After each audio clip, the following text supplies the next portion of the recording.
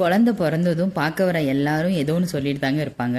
அதில் சில பேர் வந்து சும்மாடு சுற்றி வைங்க, பாப்பாவோட தலை நல்லா உருண்டையாக வரும் அப்படின்ற மாதிரி சொன்னாங்க. நான் டாக்டர்கிட்ட கேட்டேன். டாக்டர் வந்து கம்பு இல்லைனா ராகியில் வந்து தலைகாணி தைச்சி யூஸ் பண்ணுங்க, நல்லாயிருக்கும்னு.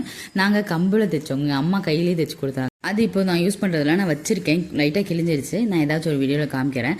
வீடியோவில் ஸ்டார்டிங்கில் காமிச்சால ஒரு குட்டி பில்லோ, அதை பார்த்தோன்னே அந்த ஞாபகம் எனக்கு வந்துருச்சு. செல்ஃப் சேலஞ்சோட டே 23 காலைல எழுந்துச்சு ஒர்க் அவுட்லாம் முடிச்சாச்சு. காலைல டிஃபனுக்கு வந்துட்டு நான் ராகி கூழ் செஞ்சு சாப்பிட்டாச்சுங்க. கீரை விற்றுட்டு வந்தாங்க, நான் அரைக்கீரை வாங்கினேன், நீளமாக சிறுகீரை வாங்கினாங்க. கீரையில் கொஞ்சம் முட்டை போட்டு பொரியல் மாதிரி செஞ்சு எடுத்து வச்சுட்டேன். அப்போ தான் இந்த பார்சல் வந்துச்சுங்க. கர்ச்சிஃப் மாதிரி மடித்து நாளாக கொடுத்தாங்க. அப்புறம் பிரித்து பார்த்தோம், ரொம்ப சின்னதாக இருக்க மாதிரி இருந்துச்சு. நான் நினச்சேன் சரத்து பெருசாக இருக்கும்னு நினச்சா ஆர்டர் போட்டிருக்காரு, அது குட்டியாக வந்துருச்சுன்னு. ஆனால் அவர் இந்த மாதிரி குட்டியாக தான் எதிர்பார்த்தாராம். அவர் வயலுக்கு போயிட்டு உழவு ஓட்டும் போது இந்த தண்ணி பாயிற நேரத்தில் வந்துட்டு ஃப்ரீயாக இருப்பாங்க, அப்போ வீட்டுக்கு வராமல் வண்டியிலே படுத்து தூங்கலான்னு ஐடியா பண்ணி இதை வாங்கியிருக்காரு. அதெல்லாம் நடக்குமாங்க. வழக்கம் போல் பாப்பா எடுத்து விளையாட ஆரம்பிச்சிட்டா. மசாலா லெமன் ரைஸ் வந்து அப்பாவுக்கு செஞ்சுருந்தேன், அது இருந்துச்சு.